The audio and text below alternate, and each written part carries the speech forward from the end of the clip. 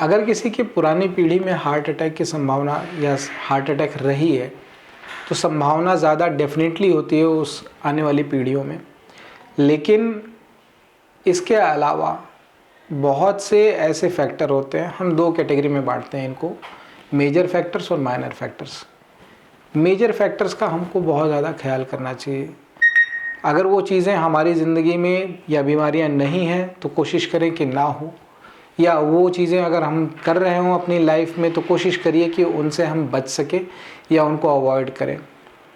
Major contributing factor में diabetes, hypertension, smoking एक बहुत बड़ा रिस्क फैक्टर है और प्रिवेंटेबल कॉज है, जिसको हम चाहे तो सिरे से नकार सकते हैं या बचाव कर सकते हैं शुरू से अपने। किसी भी प्रकार का तंबाकू का सेवन। इसके अलावा जो हमारी एडवांस एज फैक्टर होती है, इसमें हम परिवर्तन नहीं कर सकते हैं।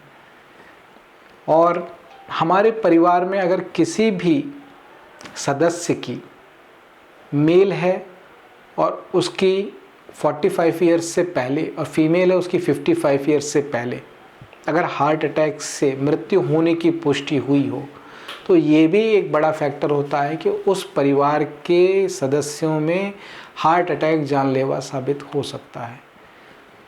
माइनर फैक्टर्स कई हैं। कई बार ऐसा होता है कि इनमें से शायद कोई भी फैक्टर ना हो, मेजर भी ना हो, माइनर भी ना हो, फिर भी हमारे मरीज़ को हार्ट अटैक आए, शायद पारिवारिक हिस्ट्री भी ना हो। तो इसके लिए एग्जैक्ट कोई 100% चीज़ें नहीं है, कॉज नहीं है, हो सकता है किसी को भी।